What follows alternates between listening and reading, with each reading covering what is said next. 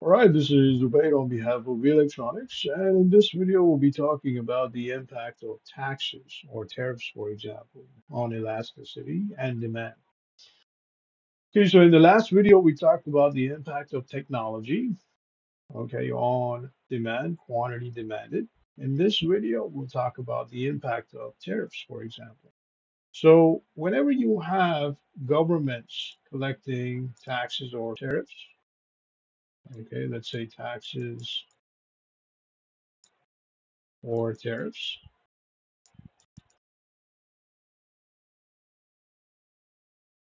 Okay, this is on imported products, for example, or foreign products.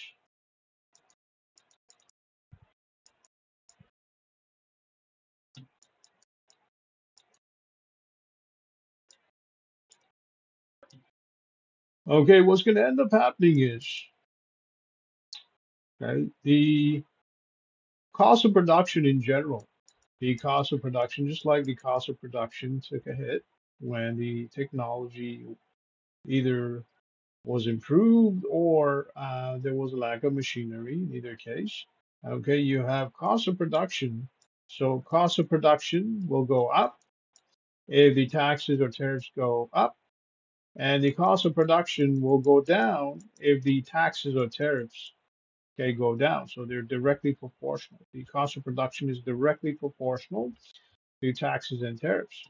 And in that case, what's going to end up happening is the quantity demanded. Now, this is if the retail prices go up as well.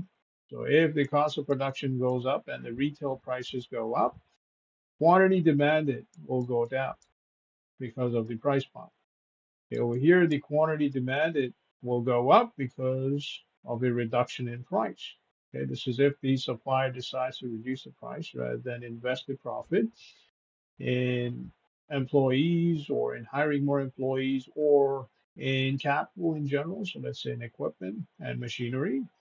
So in that case, if the employer, if the producer or manufacturer decides to reduce the cost of production, in this case, what's going to end up happening is, okay, the cost of production will go down. And because the cost of production goes down, the supplier will reduce the retail prices, as a result of which your quantity demanded will go up because of the price reduction. All right, so let's look at this on a graph. Suppose this is your price over here, and this is your quantity demanded. And just like the last two graphs that we looked at in the last video, okay, suppose you have a vertical line over here that represents perfect inelasticity. So this is perfect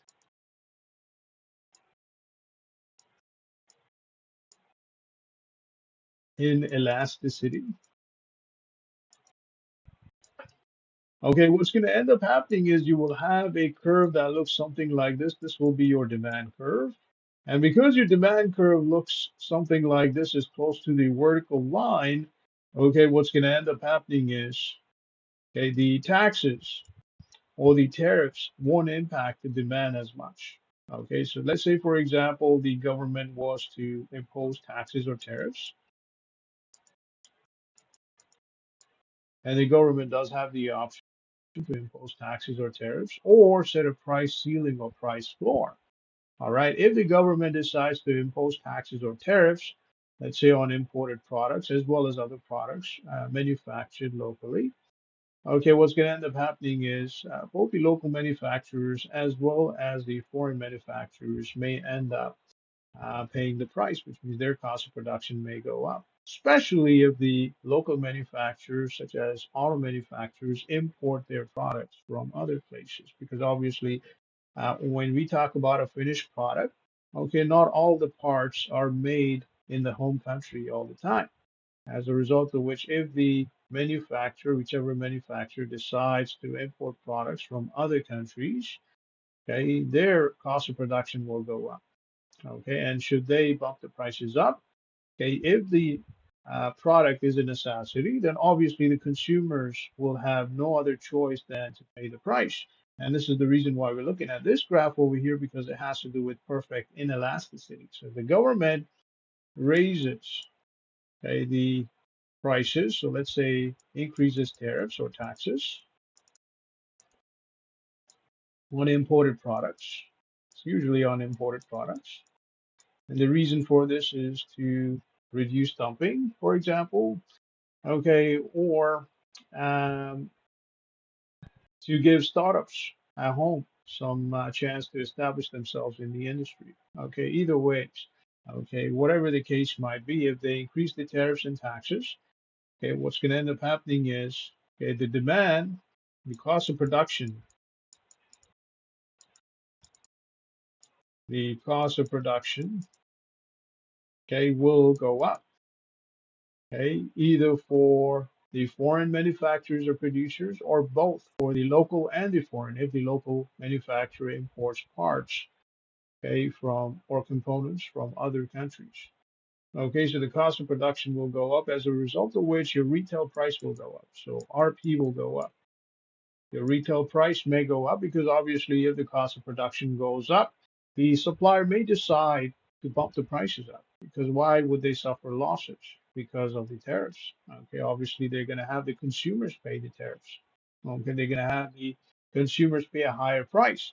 And when the retail prices go up, it's not just one company that will increase their retail prices. Obviously, other competitors will follow because they have to pay tariffs as well when the retail prices in the entire industry goes up. And if this industry is a necessity, such as food, water, medication, okay, or even transportation to some extent, okay, what's going to end up happening is your consumer demand or QD, okay, will stay the same to some extent. Will stay the same.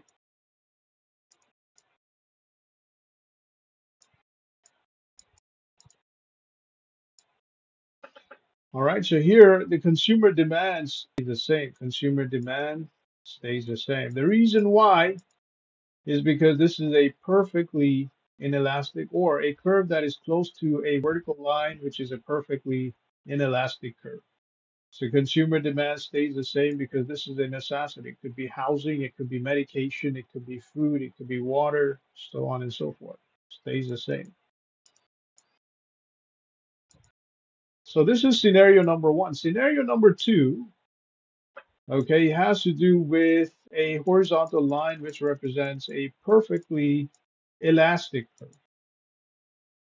So this is perfectly elastic curve. Now, this is more of a privilege, such as a luxury item. It could be your purse, it could be a luxury car, it could be an item inside your house, such as furniture, okay, so on and so forth.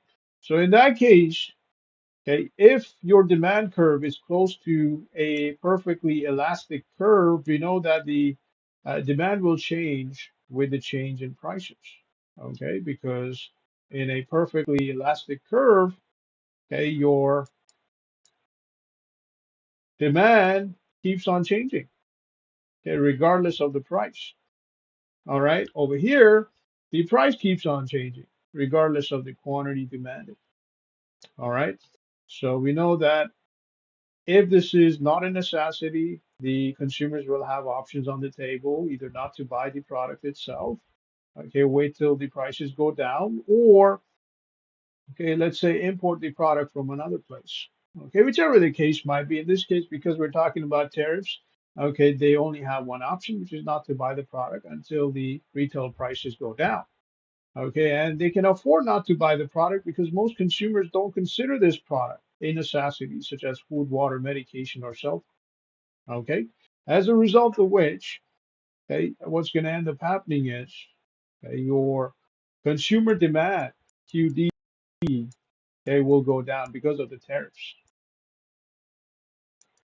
And this may not be just on imported goods or finished products. This may also be on homemade products because homemade products do have items, parts, components that are made elsewhere, as a result of which the cost of production goes up for local manufacturers as well, okay, such as auto manufacturers, because of which okay, the consumers may choose not to buy the car, for example, at the end of the day. All right. They may decide to delay the purchase until the tariffs or retail prices go down. All right. Now, in response, okay, to the consumer behavior, your quantity demanded, okay, the governments also have options on the table. So the second option that the government has on the table, okay, this is to impose what's already being established in the market, what's already established in the market, price ceiling and price floors.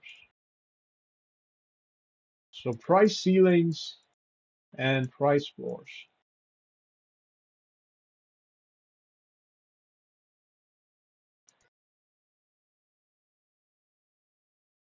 Okay, now if they impose price floors in this case, for example, it may prevent dumping altogether because dumping is selling at a price which is lower than the cost of production.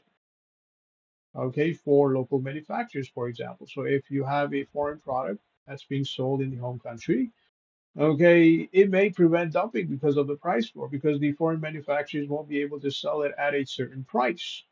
Okay, so what's going to end up happening is it may not lead to a tax revenue. It may not fill the government's pocket, okay, but it will definitely reduce, okay, the retail prices. It will keep the retail prices stable, okay, for the consumers, right? Which means personal consumption will go up. And from what we know about economics, as personal consumption and capital investment goes up, so does the GDP, so does the economy. All right, which means more employment, more economic growth, okay, so on and so forth.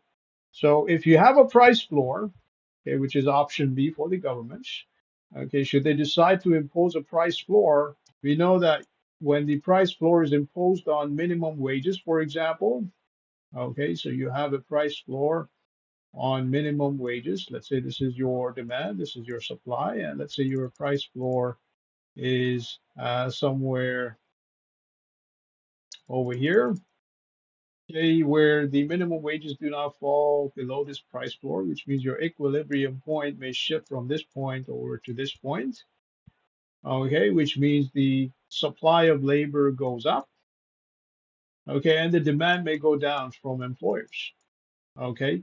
However, in this case, when the governments impose a price floor, okay, for imported products to prevent dumping, okay, what's going to end up happening is the supply of foreign products may be reduced, may be reduced. That is if the foreign product is not competitive. Okay, if the foreign product is competitive, okay, they may have to consider other factors like quality of the product.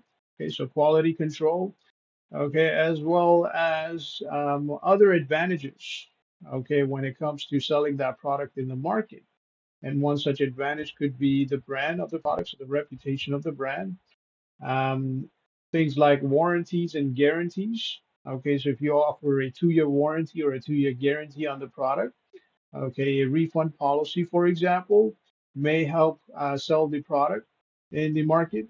Okay, so the manufacturers of foreign imported products will have options in the market, but at the same time, okay, the supply of local products from local manufacturers won't take a hit because they don't have to pay tariffs anymore. Okay, the price ceilings may be on imported products alone. Okay, and basically that means that they may end up paying less. Okay, or it's possible that they may be perfectly competitive. They may have a perfect competition with the foreign uh, manufacturers. Okay, which means now you have a healthy competition in the market, a perfect competition because of which consumers have more options on the table and they're not paying a high price because of high tariffs. The only person who's losing out in this game is the government because the government is not collecting tax revenue, which it could be. So the government could be collecting tax revenue to cover the deficits, okay, to cover the government spending on things like infrastructure, so on and so forth. But in this case, the government is no longer collecting tax revenue as a result of which the government loses out. All right. So that would be it when it comes to taxes and tariffs, the impact of taxes and tariffs, the impact of taxes, okay, on cost of production as well as quantity demanded. On behalf of electronics, this is Obey. Have yourself a great day.